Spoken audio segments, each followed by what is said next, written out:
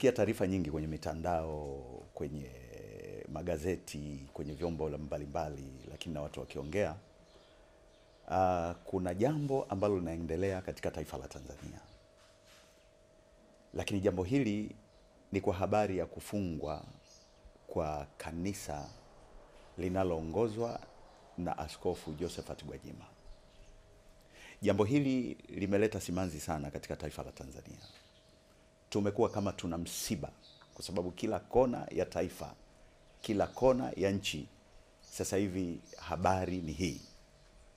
Lakini nikapata maswali mengi ya kujiuliza baada ya kufuatilia hiyo taarifa iliyotolewa, ambayo inasababisha ashambuliwe kwa namna ya ajabu sana. Kwa mtazamo wangu na kwa mawazo yangu mwenyewe binafsi, taarifa ile naona kama haina shida. Alikuwa anaongelea habari ya kutetea watu wanaouawa, kusemea watu ambao hawana sauti, wanaopotea bila sababu na wengine hawajaonekana mpaka leo. Lakini kutafuta nani anafanya haya, mimi sidhani kama kulikuwa na dhana yoyote ndani yake iliyobeba swala la kisiasa ama la kidini ama la kikabila ama la namna yoyote. Lakini uliokuwa unaongelewa hapa ni utaifa na utu. Utaifa na utu. Sasa nimekuwa na maswali mengi ya kujiuliza kwenye jambo hili, kwamba linaweza likaonekana ni jambo zuri, labda mtu ameonywa, lakini tunatakiwa tuone vitu vingi kwenye hili jambo, kwamba tunaelekea wapi, tuna athari gani. Kuna athari nyingi zaweza kujitokeza. Athari mojawapo ni hii: sasa hivi watu wanasimanzi, watu wanahangaika kwamba wamenyimwa uhuru wa kuabudu. Jumapili wanakwenda kuabudu wapi? Sawa, siku za katikati waumini wengine ni wale wanaoonekana Jumapili kwa Jumapili. Sasa taarifa haikutolewa, imetangazwa kwenye mitandao na watu wamevamiwa wakiwa kwenye mikesha na wakapigwa. Ni kitu cha ajabu. Kanisani mahali pa amani, mahali pa usalama. Mtu aliyeumizwa, ninachojua, anakimbilia kanisani, anapata relief. Lakini leo anakwenda kanisani, anakuta amezungukwa, anakuta anamwagiwa mabomu ya machozi, anapigwa virungu. Kwa nini? Kwa sababu anakwenda kuabudu? Hapana, kwa sababu mtu mmoja ameuliza au ameelezea, amehoji kwa nini watu wanatekwa, ni nani anayewateka na anayewateka wako wapi. Je, ni kweli watu hawatekwi? Mimi sikuona sababu ya kufanya vita ya namna hii. Watu wengi wameumia sana kwenye jambo hili. Kuna wagonjwa wanakwenda pale ili wapone, waombewe, na makanisa hayo ni mengi mno. Kuna watoto wanashinda pale kanisani siku za Jumamosi, wana ratiba hiyo. Leo watoto wale watakwenda wapi? Na tunawafundisha nini kwenye jambo hili? Kwamba je, dini ni vita kinyume na serikali? Sio jambo zuri kabisa. Na nimesikiliza ile press kwamba Watanzania hatujawahi kuwa na utamaduni wa namna hii. Haya tumeyatoa wapi? Kwa hiyo kunakuwa na notion nyingi kwenye jambo hili, kwamba labda hapa kuna vita ya udini, kwamba kuna maslahi tofauti, kwamba hapa kuna Utanganyika na Uzanzibari. Mambo haya hayafai. Kabla ya kufanya jambo ni vizuri kujiuliza athari zake ni nini. Ingekuwa ni chakula, sawa, watu waweza kwenda kuchukua mahali pengine. Sawa, watu waweza kwenda kuchukua chakula mahali pengine. Lakini swala la huduma ya kiroho ni hatari mno. Swala la imani ya mtu ni hatari mno. Tumelelewa kwenye mambo hayo. Lakini kwa habari ya maendeleo, labda pia nielezee kidogo kwamba mtawala huwa anatafuta watu ili nchi iwe na maendeleo. Sasa leo tunapowatawanya watu ni jambo la ajabu. Mwalimu Nyerere alishawahi kuongea, ili uwe na maendeleo, ili nchi iwe na maendeleo, inahitaji vitu kadha wa kadha. Inahitaji watu, inahitaji ardhi, inahitaji siasa safi na uongozi bora. Sasa leo watu hao ndio wanapotea, na tunahoji kwa nini wanapotea. Hivi hapa kuna maendeleo kweli? Watu hao ndio wanakuja kwenye nyumba za ibada wanapigwa. Kuna maendeleo? Kuna amani kweli hapa? Lakini unapoongelea kwamba labda ni issue, ameongelea swala la siasa kwenye madhabahu, mimi sioni kama ni swala la siasa kwenye madhabahu, kwa sababu siasa ni maisha. Siasa ni mfumo wa maisha. Inaweza ikawa kwenye ngazi ya kifamilia, inaweza ikawa ni kwenye ngazi ya kitaifa, inaweza ikawa ni kwenye jamii. Huwezi kuikwepa siasa kwenye maisha ya mtu. Siasa labda ni nini? Na ndio maana sasa leo tunakuta watu wanasema siasa ni mchezo mchafu. Tunasikia viongozi wanajaribu kuonya watu msichanganye dini na siasa. Lakini siasa hii ni nini? Ninachojua siasa ni maisha. Siasa ni maisha. Maisha popote siasa lazima iongelewe. Sasa mtu anaposimama madhabahuni anachoongea, anaongea siasa. Nyumbani kwake anaongea siasa. Kwa hiyo mimi niombe, nitoe rai kabla hatujafika pabaya. Jumapili kesho kutwa kuna watu ambao hawajasikia hili jambo. Wanasikia tu kwenye mitandao, inaonekana ni udaku na vitu kama hivyo. Watu wamezoea udaku kwenye mitandao. Hakuna maelezo rasmi yanayoonyesha kwamba jambo hili kweli lipo, katazo hili kweli lipo. Ndio maana unaona hata hiyo siku ya Jumatatu nilivyoona kwenye picha mjongeo, watu wanapigwa bila sababu. Hivi tumefikia huku kweli kama taifa? Tumefikia huku kama Watanzania kweli? Anayepiga wanaoabudu ni Mtanzania, anayeabudu anapigwa na mtu Mtanzania.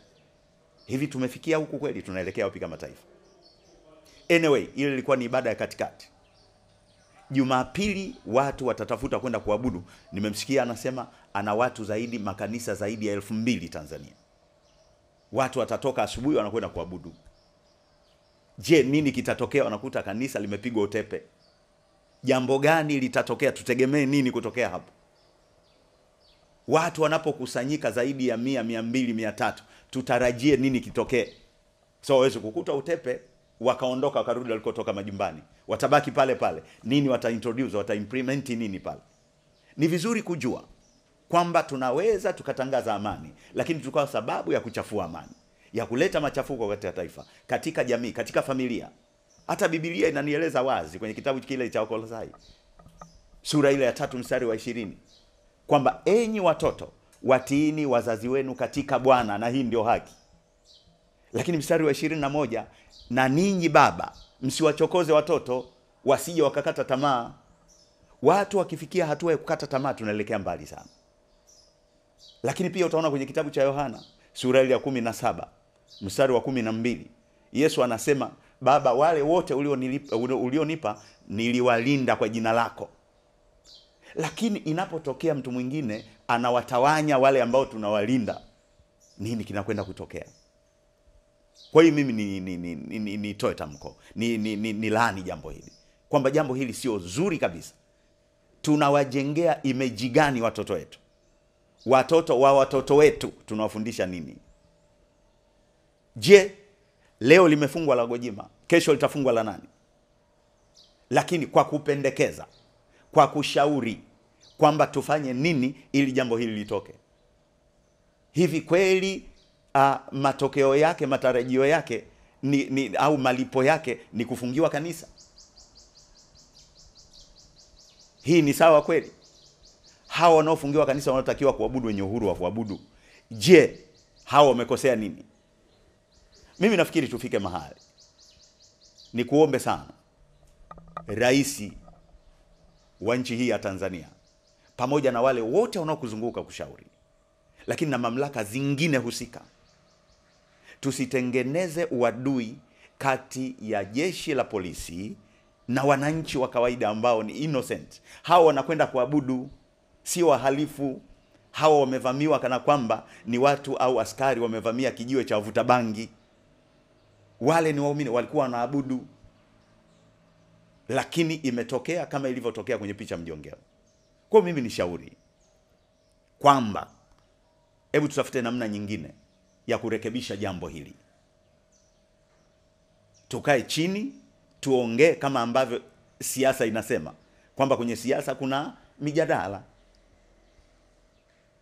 Kiongozi ukae na watu, na watumishi wa Mungu ni watu wema tu. Mara nyingi umekuwa ukikusanya viongozi wa dini, basi tuite sisi wote, tukae tujadili jambo hili, jamani limekaaje, ili maisha mengine yaendelee, maendeleo yaendelee katika nchi. Tusiye kufikia pabaya. hatutamani.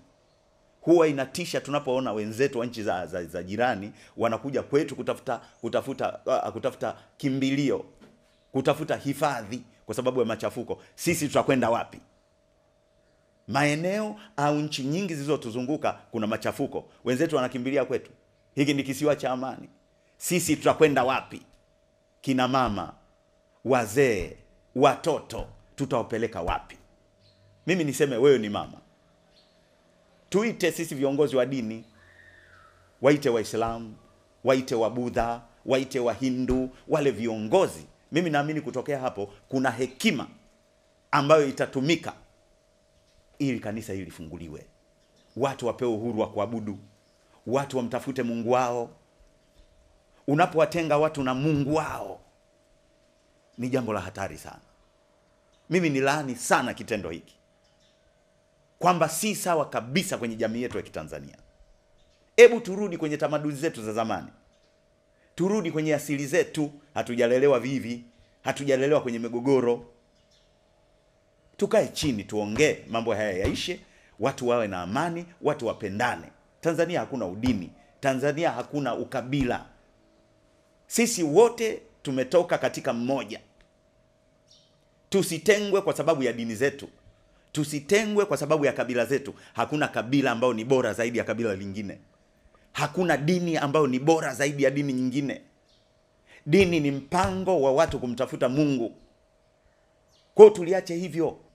Mungu awabariki sana wote wanaonisikia. Na naamini jambo hili litapatiwa ufumbuzi. Asanteni sana.